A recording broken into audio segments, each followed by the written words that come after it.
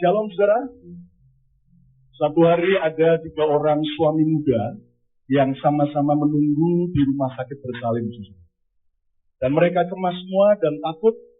Tiba-tiba terdengar suara teriakan bayi dari dalam. Lalu 3 pria pandang-pandangan.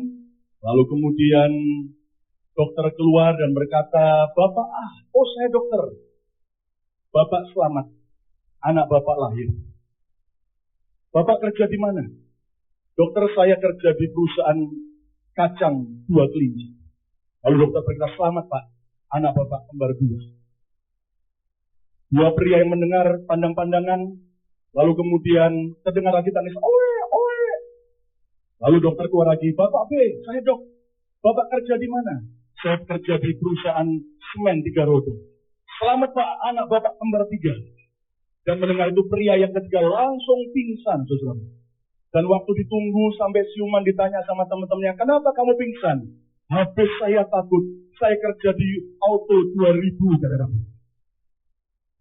Itu sebabnya untuk mengalahkan ketakutan kita, kekhawatiran kita perlu iman percaya kepada Yesus Tuhan. Yang percaya tepuk tangan yang meriah untuk kemuliaan nama Tuhan. Haleluya. Ya, saya pendeta Lukas Susuma dan kemurahan Tuhan. Sudah 13 tahun lebih saya berada di Amerika, khususnya di pantai timur, di kota Philadelphia dan juga New York. Dan Tuhan bekerja dengan cara yang ajaib. Yuk kita akan belajar firman Tuhan hari ini. Lihat di dalam 1 Yohanes pasal yang ke-5, ayat yang ke-4.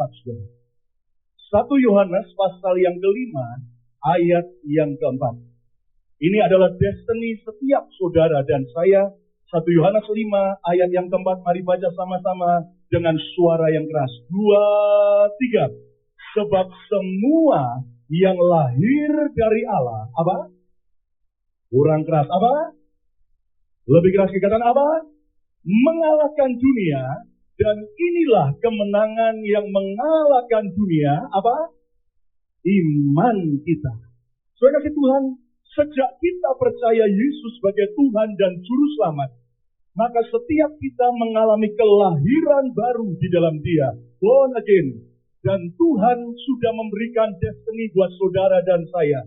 Kita tidak dikalahkan dunia. Kita tidak dikalahkan oleh masalah. Kita tidak dikalahkan oleh kuasa kegelapan. Tapi saya dan saudara adalah penakluk-penakluk dunia. Kita adalah pemenang-pemenang bersama dengan Tuhan. Yang setuju katakan amin.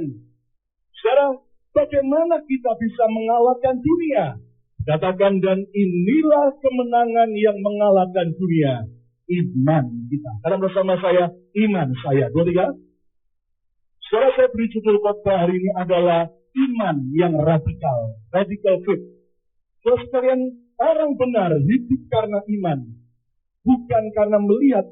Dan saudara sekalian, mengapa ada banyak orang percaya yang hari-hari ini sedang lemah, sedang goyah. Karena seringkali pemahaman kita tentang iman kepada Tuhan mulai kabur. Dan kita akan belajar dari sebuah pasal di Alkitab yang dikenal sebagai kamus iman. Itu adalah Ibrani pasal yang ke-11. Mari buka Alkitab saudara, Ibrani 11. Apa yang dimaksud dengan iman yang radikal? Kita tidak akan baca berurutan, tapi kita akan baca sesuai dengan apa yang saya mau jelaskan buat saudara hari ini. Lihat Ibrani 11 ayat yang ketiga, saudara. Ibrani 11 ayat yang ketiga. Mari kita baca setiap kali pembacaan firman supaya telinga kita, roh kita menyambar dan timbul mujizat yang ajaib. Katakan amin. Ibrani 11 ayat yang ketiga, 2, 3. Karena iman kita mengerti bahwa alam semesta telah dijadikan oleh firman Allah.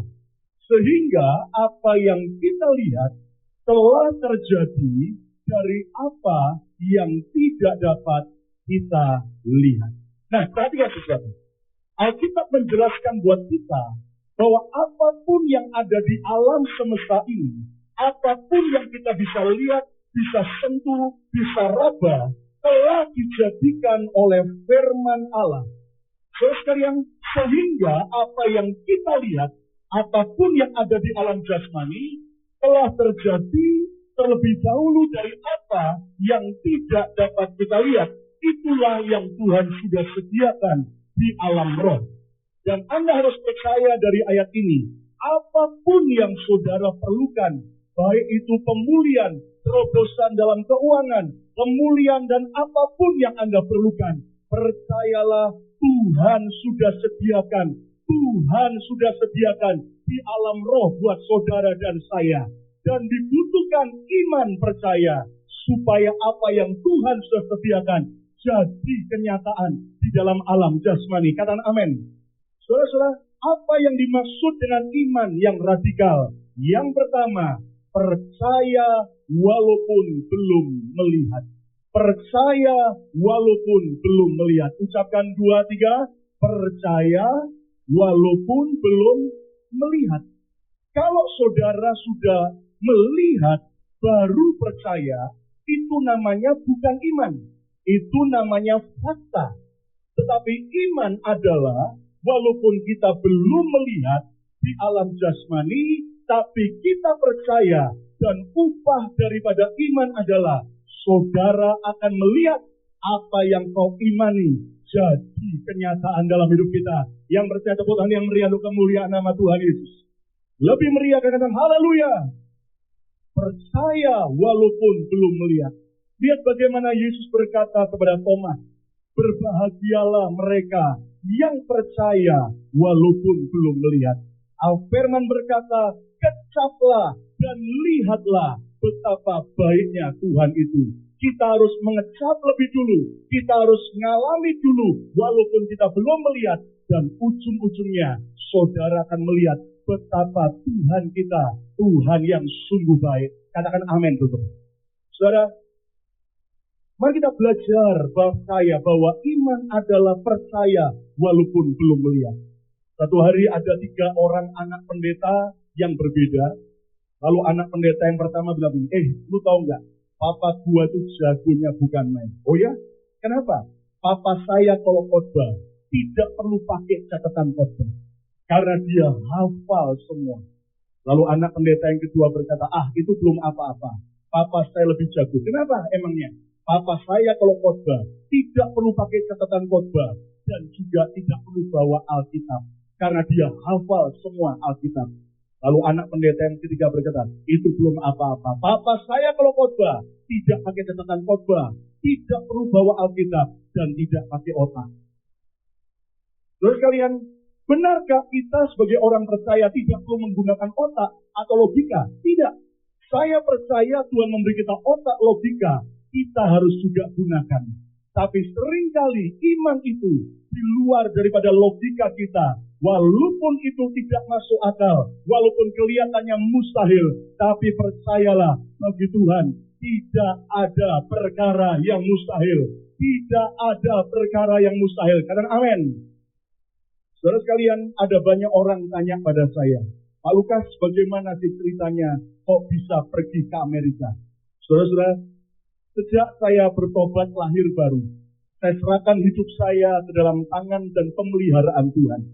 Saya belajar mempercayakan semua hidup saya kepada Tuhan, walaupun saya belum melihat seluruhnya. Singkatnya, di tengah-tengah keberhasilan kerjaan saya di dalam sekuler, tahun 1997, saudara, Tuhan mulai panggil saya untuk jadi hamba Tuhan sepenuh waktu. Saya serahkan hidup saya dalam ladang Tuhan, dan saya dipercaya sejak tahun 97 sampai 2000, saya mengembalakan sebuah gereja yang ada di kota Makassar, yang ada di Sulawesi Selatan. Dan Anda tahu dalam 3 tahun Tuhan kerja luar biasa, tapi saya punya pergumulan pribadi. Waktu itu saudara, saya masih jomblo, saya masih bujangan, saya belum menikah. Saudara coba bisa bayangkan sekarang saja saya gantengnya kayak begini tuh. Awalnya mau pelecehan begitu. Apalagi waktu itu percaya saya lebih langsing daripada sekarang, tidak langsung salah itu. Nah rupanya saudara, tahun 1999, saya sempat dekat dengan salah seorang guru sekolah minggu di gereja saya melayani. Lalu kemudian 99 akhir dia pindah ke Toronto, Kanada. Sudah karena harus melanjutkan sekolah di sana dan keluarganya ada di sana. Nah singkatnya, saudara, tahun 2000 awal, saya ini berencana untuk ketemu pacar saya. Jemaat yang di Makassar sudah suka kita dan berkata, pendeta, kami berkati dengan perhiasan. Kalau ketemu langsung kalungi, langsung lamar, cepat menikah. Lalu saya berkata, yes, yes, yes. Nah, sebelum saya lanjutkan, saya mau tanya dulu. Siapa yang hadir di sini yang belum menikah? Yang belum nikah, angkat tangan di sini sebentar. Yang belum nikah? Oke, tetap angkat tangan sambil angkat tangan, lihat kanan, lihat kiri sebentar. Ya, ada pesan Tuhan buat saudara yang belum menikah, angkat tangan tinggi yang belum menikah. Pesan Tuhan adalah menikahlah segera. Tapi harus dengan orang yang dari Tuhan. Nah, saudara sekalian, dari awal tahun 2000 saya berencana turun ke Kanada. Ya. Nah, tetapi saudara, saya diminta kalau bisa pelayanan dulu di Amerika. Beberapa minggu, baru ke Kanada juga diatur pelayanan, dan balik lagi ke Amerika, baru pulang ke Indonesia. Saya bilang, oke, semua diatur. Itu awal tahun 2000, saudara. Nah, tarik mundur 2 tahun sebelumnya, tahun 1998, ada seorang anak Tuhan wanita dari Indonesia, cinta Tuhan. Dia dengan kakaknya dan keluarga kakaknya pindah ke kota Philadelphia, Amerika, saudara. Karena 2 alasan. Pertama, karena kerusuhan Mei 98, tapi juga yang kedua, karena dia baru putus pacar di Indonesia, saudara. Jadi dia pindah ke Philadelphia. Nah, sebelum saya datang tahun 2000 awal, nama saya diumumkan bahwa Pendeta Lukas Kusuma akan datang melayani bla bla bla bla. Wanita yang sejak tahun 98 ada di Philadelphia, Amerika, itu di hatinya ada suara.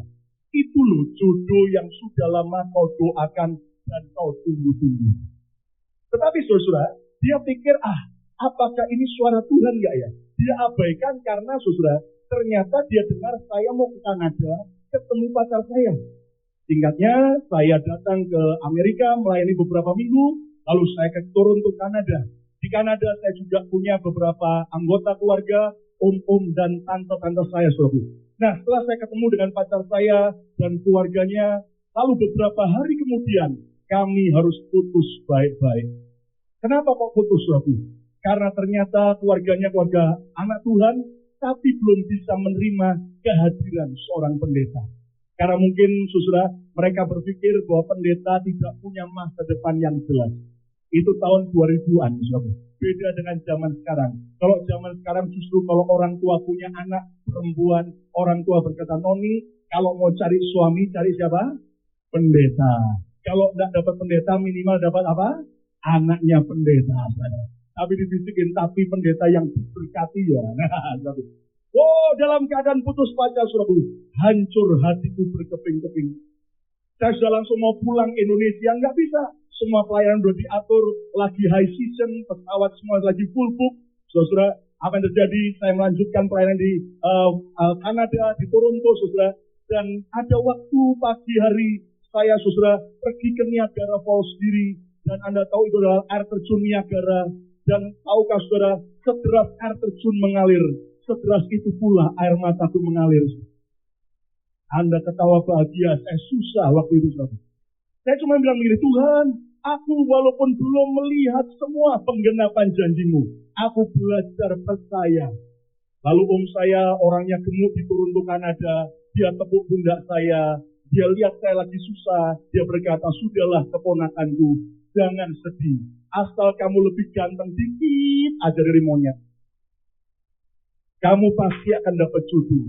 Saya mau marah juga bagaimana, saya pandangin om saya bilang begini, ya, kalau keponakannya monyet, omnya gorila, saya bilang.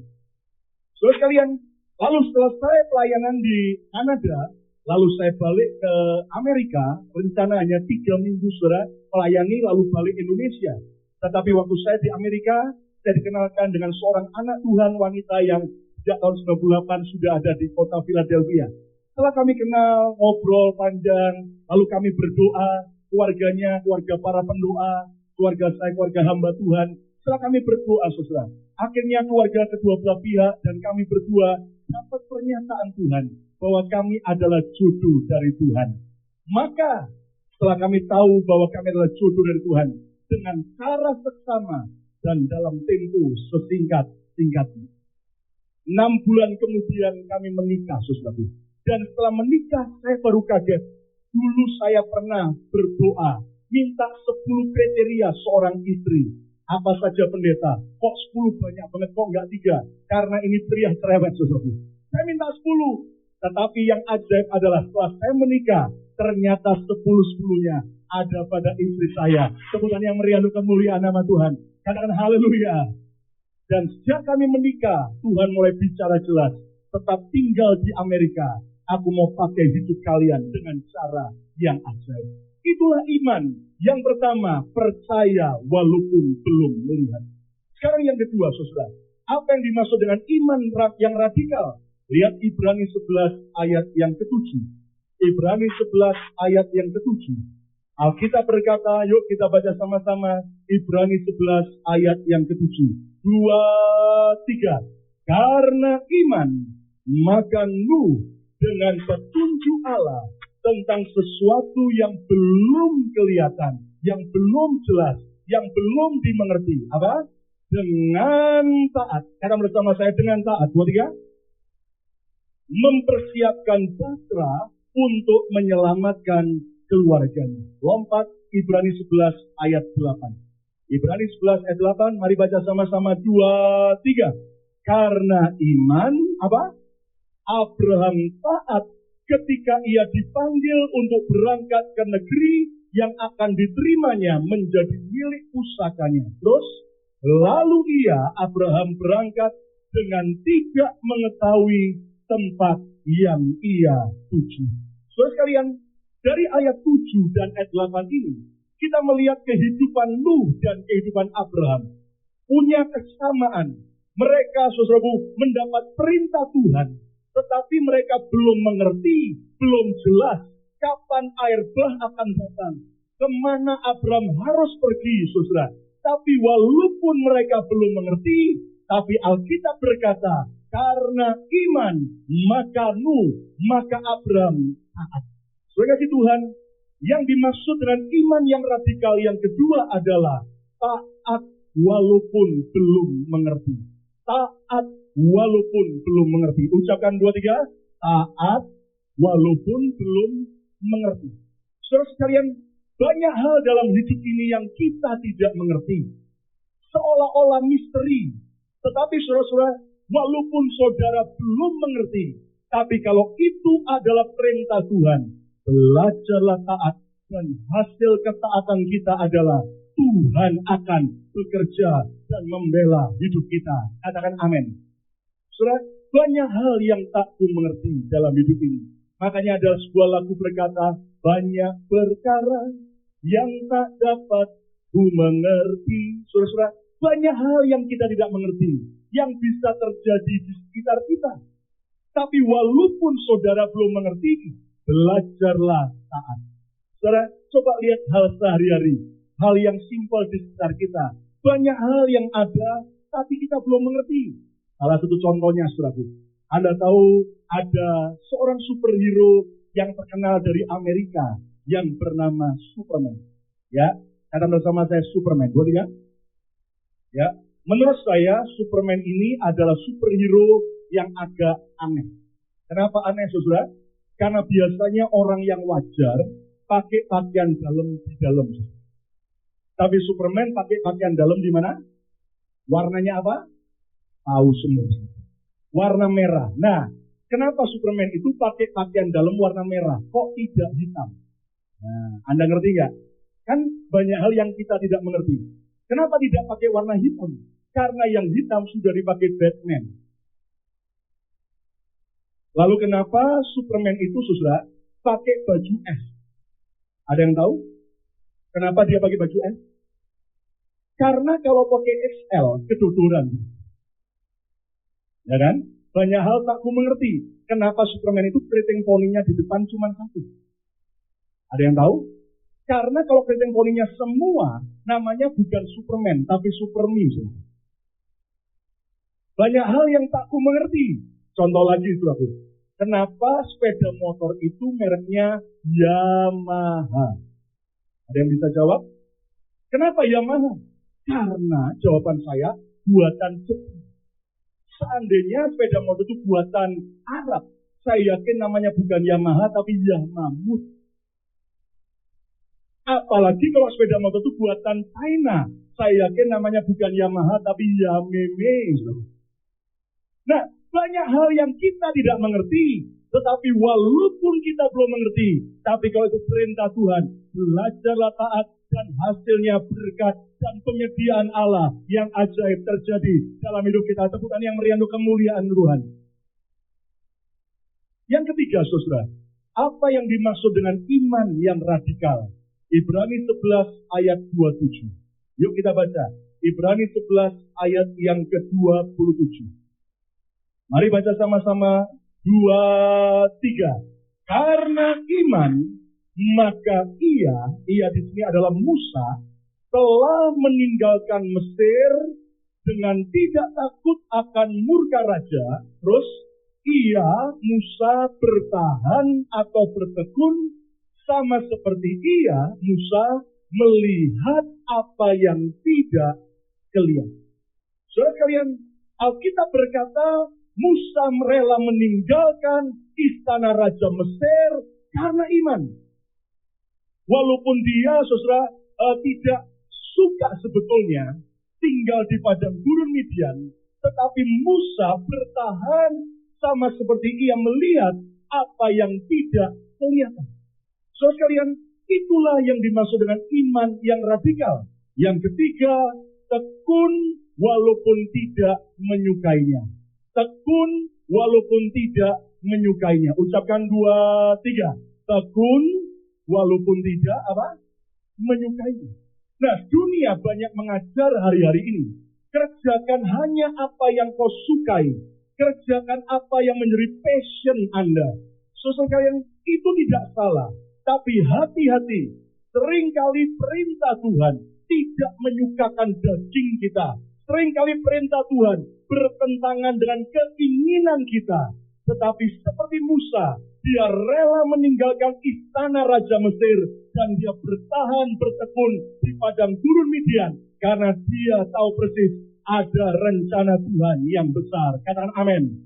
Saudara sekalian, tekun walaupun tidak menyukainya. Ada banyak orang tanya sama saya, Pak, awalnya suka nggak tinggal di Amerika? Saudara sekalian, secara jujur, awalnya saya lebih suka tinggal di Indonesia dibanding Amerika. Kenapa, saudaraku? Karena, saudaraku, menurut saya, negeri Indonesia ini negeri serba ajaib dan serba canggihnya luar biasa. Saudara tahu, handphone di Indonesia saja jauh lebih canggih daripada handphone di Amerika. Kenapa, saudaraku? Handphone di Indonesia bisa membuka pagar rumah. Bisa nyalakan AC rumah. Bahkan handphone di Indonesia bisa masak nasi. Loh, maksudnya apa, Pak? Maksudnya, Mbak, tolong Mbak ya, buka pagar rumah Mbak ya. Tolong masak nasi ya Mbak ya, nyalakan AC ya. Nah, di Amerika kan semua harus kerjakan sendiri, saudara. Ya, belum lagi, saudara, iklim dan cuaca yang ekstrem. Kalau lagi dingin, salju, lagi badai, bisa sampai minus 20 derajat Celcius, saudara. Ya kan? Kalau lagi summer panas, lagi humid bisa sampai 42 sampai 43 derajat Celcius, saudara. Panasnya dan dinginnya ekstrem sekali. Ya, dan belum lagi, saudara, kami itu melayani orang-orang Indonesia yang merantau ya di Amerika. Saudara harus tahu bahwa ada dua golongan orang Indonesia yang ke Amerika.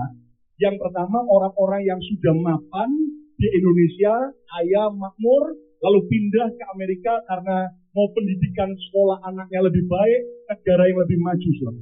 Sementara ada dua golongan yang kedua, ya orang Indonesia yang ke sana, yaitu sebetulnya orang Indonesia yang awalnya di Indonesia memang sulit keadaannya, yang dalam keadaan struggle soal keuangan, lalu mereka merantau ke Amerika untuk memperbaiki hidup. Nah, Anda bisa bayangkan, bukan hanya yang muda-muda, tapi juga yang tua-tua. AI sudah umur 60, 70 tahun, nekat terbang ke Philadelphia, Amerika, untuk kerja di pabrik, untuk cari dolar Amerika. Nah, kalau yang muda-muda kan begitu cepat adaptasi, bisa cepat belajar bahasa Inggris. Lah yang tua-tua, saudara, nekat modalnya, cuma modal yes sama no, saudara. Ya, berangkat ke Amerika. Bayangin, saudara, yes sama no, tapi berangkat ke Amerika. Makanya begitu mendarat di JFK Airport New York, lalu petugas imigrasi orang bule bertanya, what's your name? Lalu ini ibu berkata dengan mantap, yes. Kaget orang bulenya. Nama kok yes? Lalu ditanya lagi, are you citizen? No. Bulenya curiga. Ditanya, apakah kamu warga negara? Dia jawab tidak. Curiga, apakah ngerti bahasa Inggrisnya? Lalu dites lagi sama orang bulenya. Are you crazy? Yes. Saudara-saudara, yang lebih lucu lagi kalau sampai kemudian di apartemen mereka sewa, lalu ada yang rusak, lalu mau beli gergaji. Bingung, bahasa Inggrisnya gergaji apa? Tapi biasa orang Indonesia percaya dirinya luar biasa. Sampai ke toko bangunan, dia panggil yang jual. Sir, come here, come here. I won't buy. Come to you, come to me, come to you, come to me, come to you, come to me. Gergaji maksudnya. Come to you, come to me. Anda bisa bayangkan, saudara? Kami melayani sebagian besar orang-orang yang sebetulnya merantau untuk memperbaiki kehidupan mereka. Ya kan? Apalagi saudara, belum punya asuransi kesehatan, nekat juga ke Amerika. Dan berkata, saya percaya pendeta, pokoknya Tuhan itu adalah Jehovah Rafa. Tuhan sang penyembuh.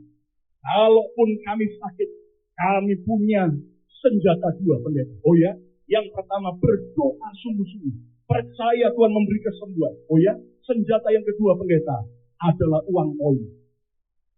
Maksudnya gimana? Uang koin. Kalau masuk angin, berguna banget. Artinya kerokan. Yang lucu itu kalau sampai musim salju, satu apartemen masuk angin semua. Lalu melingkarlah mereka kerok dan mengerok. Dan jamu yang paling laris di sana adalah jamu tolak angin dan tolak miskin. Nah, kami melayani orang-orang yang sederhana. Dan tahun 2002 awal, Tuhan mulai perintahkan kami mulai merintis sebuah gereja sendiri. Dari sebuah kesederhanaan, kami nggak punya apa-apa. Dimulai harinya 25 orang dari sebuah persuan doa. Lalu kemudian kami mau melangkah dengan iman untuk sewa sebuah hotel untuk kebaktian minggu hari perdana. Dan Anda tahu saudara, itu pun ada yang telepon saya dan berkata, aku dengar kamu mau buka gereja ya? Oh iya. Emangnya punya duit berapa? Bisa sewa hotel? Bisa bayar nggak? Waduh saudara, saya dihina seperti itu. Saya cuma bilang, Tuhan yang menyediakan, terima kasih. Saya tutup dengan baik-baik. Nggak usah marah. Kenapa nggak mau usah marah? Karena saya nggak punya apa-apa. Saya cuma bilang, terima kasih. Saya tutup baik-baik. Anda tahu saudaraku, ternyata kami hanya belajar untuk tekun, walaupun tidak menyukainya. Saudara, yang ajaib adalah, di minggu perdana, hari Minggu saudaraku, kebaktian minggu perdana kami kaget yang datang 97 orang. Anda bisa bayangkan ini di luar negeri, orang-orang perantauan, 97 orang. Hadirat Tuhan hadir luar biasa. Saya mimpin pujian sendiri, saya khotbah sendiri, saudaraku. Untung saya tidak kantong kolektor sendiri, saudara. Ya, karena kami nggak banyak orang waktu itu. Tapi Tuhan setia. Kami belajar tetap tekun walaupun banyak tantangan. Dari minggu ke minggu terus Tuhan tambah jemaat. Naik sampai 150 orang. Naik sampai 250 orang. Naik sampai 400 orang. Dan oleh kemurahan Tuhan hari ini, kami di kota Philadelphia setiap minggu sudah 1.000 orang lebih. Tepukan yang meriah untuk kemuliaan nama Tuhan. Haleluya. Saudara sekalian, kami buka juga cabang di New York. Dan sudah 300 orang lebih. Tuhan setia. Asal kita belajar bertekun, jangan mudah menyerah, walaupun awalnya banyak tantangan. Dan Anda tahu saudara, Tuhan koneksikan saya dengan Pak Petrus Agung, ketika saudara satu hari ada seorang jemaat dari gereja ini yang ada di Amerika. Tiba-tiba orang ini telepon saya dan berkata, Pak, mau nggak ada gembala saya bisa hari Senin malam untuk bisa melayani di tempat Bapak? Saya berkata, siapa? Pak Petrus Agung. Wah, oke, saya berkata. Walaupun sudah hari Senin banyak orang kerja, saya berkata, yang penting kita maksimalkan. Dan Anda tahu sudah, luar biasa. Itu hari pertama saya berjumpa Pak Petrus dan Ibu, saudaraku. Dan setelah kami kenal, dan terjadi sebuah, saudara, divine connection yang ajaib, saudaraku. Sampai akhirnya, terus, saudaraku, kami belajar banyak, dan yang ajaib adalah begitu. Akhirnya tahun 2007, ya, saudara, kami itu bisa beli sebuah gedung yang tadinya adalah medical center, tempat praktek para dokter, saudaraku. Dan yang ajaib, saudaraku, akhirnya kami beli buat gereja, kami ganti dari medical center menjadi miracle center. Karena Yesus kita adalah pusat segala mujizat. Katakan amin. Saudara sekalian, itulah iman, tekun walaupun tidak menyukainya. Yang keempat sekarang, saudara. Apa yang dimaksud dengan iman yang radikal? Lihat Ibrani 11 ayat 22. Ibrani 11 ayat 22. Mari kita akan baca bersama-sama. 2, 3.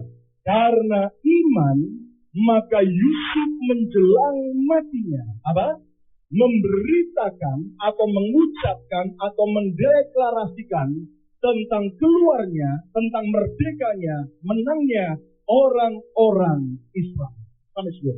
Sekalian, Yusuf sebelum dia mati, dia mendeklarasikan, mengucapkan tentang kemenangan daripada bangsa Israel, dari perbudakan Firaun, saudara. Dan sekalian, itulah iman. Yang keempat, yang dimaksud dengan iman yang radikal adalah memperkatakan janji Tuhan walaupun belum menerima. Memperkatakan janji Tuhan walaupun belum menerima. Ucapkan 2, 3. Memperkatakan janji Tuhan walaupun belum menerima. Sekasih Tuhan, iman kepada Tuhan adalah ketika saudara terus setiap hari mendeklarasikan setiap janji Tuhan. Hati-hati dengan setiap perkataan ucapan kita, saudara. Anda mengerti bahwa seorang hamba yang dipercaya satu mina oleh tuannya, tiba-tiba tuannya bertindak kejam, merampas, dan memberikan kepada hamba yang sudah dapat 10 mina. Dan kemudian hamba itu dimasukkan dalam kertakan biji, tempat penyiksaan. Kenapa?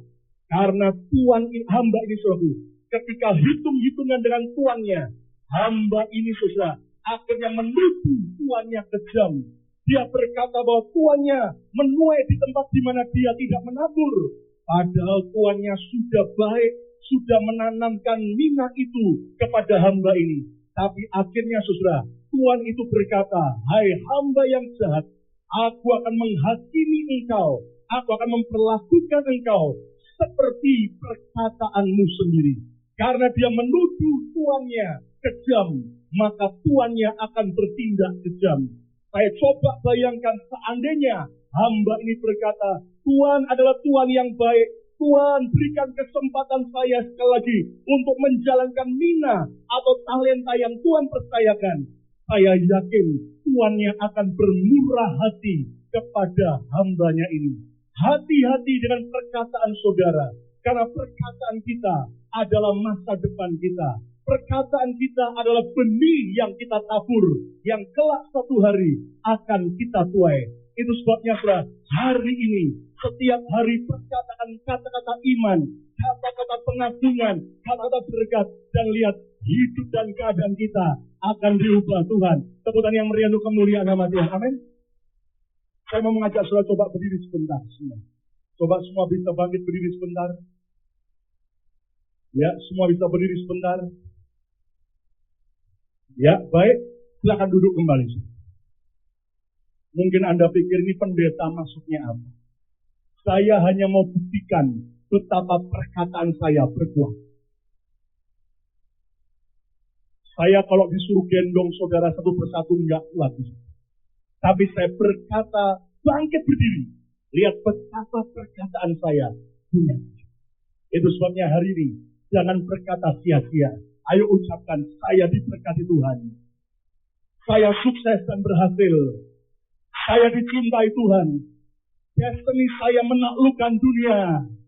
Saya tidak dikalahkan oleh persoalan. Saya adalah pemenang. Saya adalah pemenang. Saya adalah pemenang. Tepuk tangan yang meriah untuk kemuliaan nama Tuhan. Haleluya. Coba saudara semua bawa dompet kan? Ambil dompetnya masing-masing. Coba ambil dompetnya. Mari kita ucapkan kata-kata deklarasi, saudaraku. Lakukan tindakan profetis. Ya, ambil tinggi dompet-dompet saudara. Ya, nggak apa-apa. Nggak usah malu, saudaraku. Asli Itali atau China juga nggak apa-apa. Ya, ayo angkat tinggi dompet-dompet saudara. Ucapkan dengan iman. Di dalam nama Yesus. Dompet saya diberkati Tuhan. Keuangan saya diberkati Tuhan. Saya percaya. Saya diberkati. Dompet ini akan berlimpah-limpah dengan berkat Tuhan. Saya diberkati untuk jadi saluran berkat. Saya bebas hutang. Bebas hutang. Bebas hutang. Tuhan. Katakan amin. Katakan amin. Amin. Sekarang tepuk trompetnya. Iya. Haleluya, saudaraku ya. Tuhan kita adalah Tuhan yang akan mengerjakan seperti yang kita ucapkan. Katakan amin. Yang kelima, yang terakhir, saudara. Apa yang dimaksudkan iman yang radikal? Lihat ayat yang terakhir, Ibrani 11 ayat yang keempat. Ibrani 11 ayat yang keempat. Mari kita lihat Ibrani 11 ayat yang keempat. Mari baca sama-sama. 2, 3. Karena iman Habel telah mempersembahkan kepada Allah korban yang lebih baik, yang terbaik daripada korban. Amin. Saudara sekalian, karena iman, maka Habel telah membawa korban yang terbaik kepada Tuhan. Tadinya saya bertanya kepada Tuhan, Tuhan, apa hubungan antara iman dengan korban persembahan yang terbaik? Tuhan mengajar, orang yang beriman pasti dia mau bawa korban yang terbaik, bukan korban asal-asalan. Katakan amin. Saudara sekalian, apa yang dimaksud dengan iman yang radikal? Yang kelima terakhir, memberi persembahan terbaik walaupun belum ditolong. Memberi persembahan terbaik walaupun belum ditolong. Ucapkan 2, 3. Memberi persembahan terbaik walaupun belum ditolong. Banyak orang berpikir, tunggu saya hidup kelimpahan, saya baru bawa korban yang terbaik. Tapi Tuhan mau justru kita bawa yang terbaik dari kekurangan kita. Tetapi ketika engkau diberkati berlimpah-limpah, biar kita juga lebih lagi bawa korban yang terbaik. Tepuk yang meriah untuk kemuliaan nama Tuhan. Amin. Saudara ingat bagaimana orang-orang Israel 430 tahun di Mesir, mereka melarat, diperbudak, tapi sekejap dalam semalam mereka bisa mendadak jadi orang yang kaya raya. Orang-orang Mesir membawa harta benda mereka diberikan kepada orang-orang Israel. Kenapa? Jangan lupa saudara, karena malam itu mereka bawa domba yang terbaik dan mereka korbankan. Dan korban itulah yang akhirnya membuat tulah itu berlalu. Dan yang ajaib, akhirnya mereka menjadi konglomerat yang luar biasa. Katakan amin. Saya bernubuat buat setiap saudara di tempat ini, kalau engkau membawa korbanmu dengan iman, percayalah, engkau akan jadi konglomerat. Engkau akan kuasai Indonesia, taklukkan Indonesia untuk kemuliaan nama Tuhan. Tepuk yang untuk kemuliaan Tuhan. Amin. Satu hari saudara, ada seorang guru sekolah minggu tanya kepada muridnya, apakah kalian setuju dan percaya? Seperti Yesus berkata, lebih berbahagia memberi daripada menerima. Tidak ada yang amin. Anak-anak semua diam. Hanya satu anak di belakang kata amin.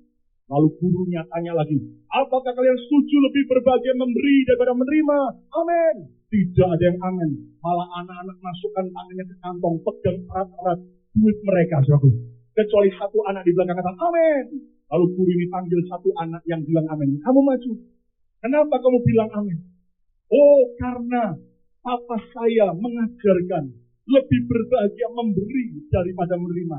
Dan papa saya menghidupinya setiap hari.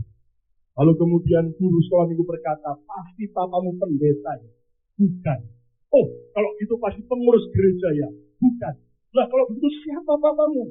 Papa saya menghidupi lebih berbahagia memberi daripada menerima. Karena profesi papa saya adalah seorang petinju. Karena bagi seorang petinju, lebih berbahagia memberi pukulan daripada menerima pukulan. Selesai acara Sunday School, anak-anak keluar di depan gereja, ngobrol-ngobrol, ada yang tanya, menurut kalian orang yang paling banyak masuk ke neraka itu yang bagaimana? Satu anak berkata, yang berzina. Satu lagi berkata, yang membenci. Satu lagi yang hidup dalam ketidaktaatan, bla bla bla. Lalu kemudian mereka penasaran sama yang tanya, lah menurut kamu siapa yang paling banyak masuk neraka? Lalu ini anak senyum dan berkata, menurut papa saya, Orang yang paling banyak masuk neraka adalah orang pelit, orang kikir. Mereka protes semua. Loh, bagaimana? Kan itu duit-duit mereka. Kenapa kok sampai mereka bisa banyak masuk neraka? Iya, kata papa saya, saking terlalu pelitnya orang itu, maka waktu Yesus datang kepada dia dan minta dosa-dosanya, orang itu tidak mau kasih, saking terlalu pelitnya. Coba saya lihat kanan kiri sebentar. Ya, lihat kanan kiri sebentar. Pandangin matanya. Begini, model gini pelit atau begini? Loh, kok cuman ketawa? Tanya, model gini pelit atau tidak? Ayo, kasih salam kanan kiri sebelah, kasih salam, jangan dilepas, ya, pegang tangannya, ucapkan kalimat saya bersama-sama begini. Ucapkan 2, 3, sesama orang pelit bertobat sama-sama. Jangan cuma ketawa, bertobat. Lihat betapa kita mau diberkati Tuhan, kita mau menerima janji Tuhan, tapi giliran persembahan kita asal-asalan. Saudara, saya mau tanya buat saudara. Ketika Anda bawa korban kepada Tuhan, Tuhan itu lihat hati kita atau lihat jumlah persembahan kita? Halo? Siapa yang bilang Tuhan lihat hati, angkat tangan? Oke. Siapa yang berkata Tuhan lihat jumlah persembahan kita, angkat tangan? Oke, nggak ada. Ada beberapa. Saya mau beritahu sama saudara, yang betul itu ketika kita bawa korban, Tuhan lihat dua-duanya. Tuhan lihat hati kita, tapi Tuhan juga lihat jumlah persembahan kita. Katakan amin. Loh, mana bisa pendeta? Loh, coba lihat. Makanya Alkitab mencatat, Yesus berdiri di depan kotak peti persembahan, lalu melihat orang-orang membawa persembahan. Orang-orang kaya memberi dalam jumlah yang banyak, sampai ada seorang janda yang miskin, dia membawa 2 dinar, tapi itu semua milik mereka. Nah, bagaimana Yesus bisa tahu jumlah banyak, jumlah sedikit? Berarti Tuhan lihat apa? Hati, dan lihat apa? Jumlah. Yang setuju, katakan amin. Ya, loh, masa begitu Pak? Loh, lihat saudara. Makanya Alkitab firman berkata, bawalah kembalikan korban persepuluhan saudara. Ya kan? Kenapa kok sampai persepuluhan? Ada angkanya. Dan jangan lupa, Tuhan kita adalah Tuhan yang suka berhitung. Buktinya di Alkitab ada kitab bilangan, number. Jadi Tuhan itu tidak mau kok saudara bawa korban asal-asalan, tapi dengan iman persembahkan yang terbaik kepada Tuhan, dan hasilnya lihat perkenanan Tuhan akan membuat kita hidup dalam kelimpahan. Katakan amin. Katakan amin. Saudara, lihat gereja yang kuno dulu, kalau orang mau kasih persembahan kan nyanyi, persembahan kami apa? Sedikit sekali. Lalu tangan masuk kantong, cari duit yang paling pengalaman semua. Kiranya Tuhan terimalah apa? Dengan senang hati. Bayangin hebat ya manusia itu ya. Kasih persembahan sedikit, nyanyi dengan bangga, maksa Tuhan terima dengan senang hati. Lalu Tuhan di surga geleng-geleng kepala, bilang sama malaikat Mikael, Mikael, apa Tuhan? Ambil mic. Loh, kenapa Tuhan? Gua juga mau nyanyi. Lalu Tuhan pun di surga nyanyi, berkat yang ku beri sedikit sekali, kiranya engkau terimalah dengan gigit jari. Capek deh. Mari dengan iman bawa korban yang terbaik, dan upahnya engkau akan lihat terobosan demi terobosan. Terjadi, katakan amin. Saudara, ketika kami dalam keadaan lagi kekurangan, kami mau berencana beli gedung gereja yang di kota Philadelphia. Tiba-tiba waktu hambanya Pak Petrus juga lagi melayani tempat kami. Dan saya mendengar bagaimana pembangunan Holy Stadium ini. Tiba-tiba Tuhan bicara, bawa semua persembahan sepanjang KKR dan hari Minggu, seluruhnya taburkan untuk Holy Stadium. Sudah jujur, cara manusia, apa saya rela sebetulnya? Awalnya jujur betul. Seolah-olah saya protes, Tuhan, lah kami aja belum punya gedung, kami saja butuh duit, kok mau suruh nabur? Tapi Anda tahu, untung saya belajar beriman dan belajar. Sudah saya seingat saya, tidak hanya sekali, beberapa kali, seluruhnya kami tabur. Saudara, seluruhnya kami tabur. Mungkin secara jumlah, saudara, bagi orang-orang kaya tidak terlalu penting, tapi bagi kami saudara itu jumlah yang sangat besar.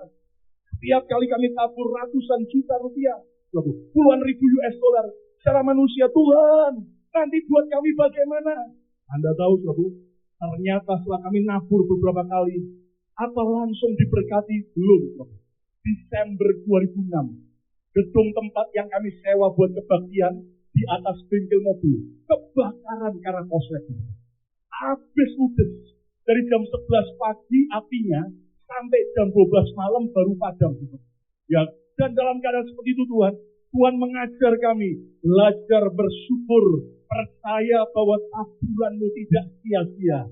Dan Anda tahu saudara, itu Desember 2006 dan Januari 2007, saudara, dengan keadaan kami sedang banyak pergumulan, tapi terus kami menabur. Anda tahu Januari 2007, istri saya yang lagi hamil muda, anak kami yang kedua, sudah kehamilan 3 bulan lebih, saudara, keguguran lagi. Dan dalam keadaan seperti saudara, kami berlinang-linang air mata, kami cuma berkata, Tuhan, Engkau boleh ambil apapun juga, tapi kami berdoa, jangan ambil Yesus dari hidup kami. Dan kami belajar percaya, belajar taat, belajar terus, saudara, berkorban yang terbaik. Dan Anda tahu yang ajaib, itu terjadi Desember 2006, Januari 2007. Tapi Agustus 2007, hanya berapa bulan kemudian, kami berhasil membeli gedung medical center tadi.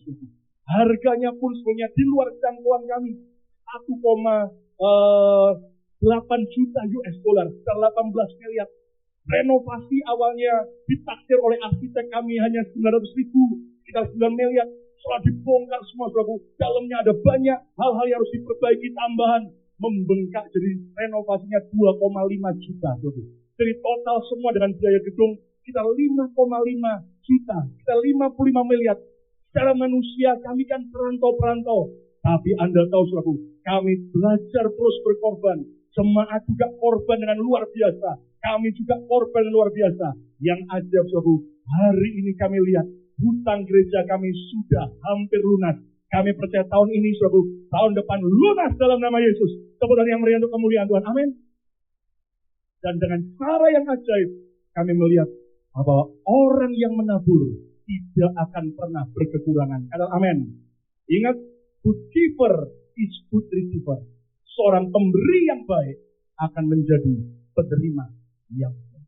Saudara sekalian, kesimpulannya, mari kita menjadi pemenang-pemenang dalam hidup ini dengan kita punya iman yang radikal. Yang pertama, percaya walaupun belum melihat. Ucapkan 2, 3, percaya walaupun belum melihat. 2, taat walaupun belum mengerti. 2, 3, taat walaupun belum mengerti. 3, tekun walaupun tidak menyukainya. 2, 3, tekun walaupun tidak menyukainya. 4, memperkatakan janji Tuhan walaupun belum menerima. 2, 3, memperkatakan janji Tuhan walaupun belum menerima. Yang kelima, memberi persembahan terbaik walaupun belum ditolong. 2, 3, memberi persembahan terbaik walaupun belum ditolong. Dan upah daripada iman adalah saudara akan melihat semua janji Tuhan terjadi dalam hidup kita. Yang setuju dengan amin. Beri kemuliaan yang meriah bagi Tuhan Yesus.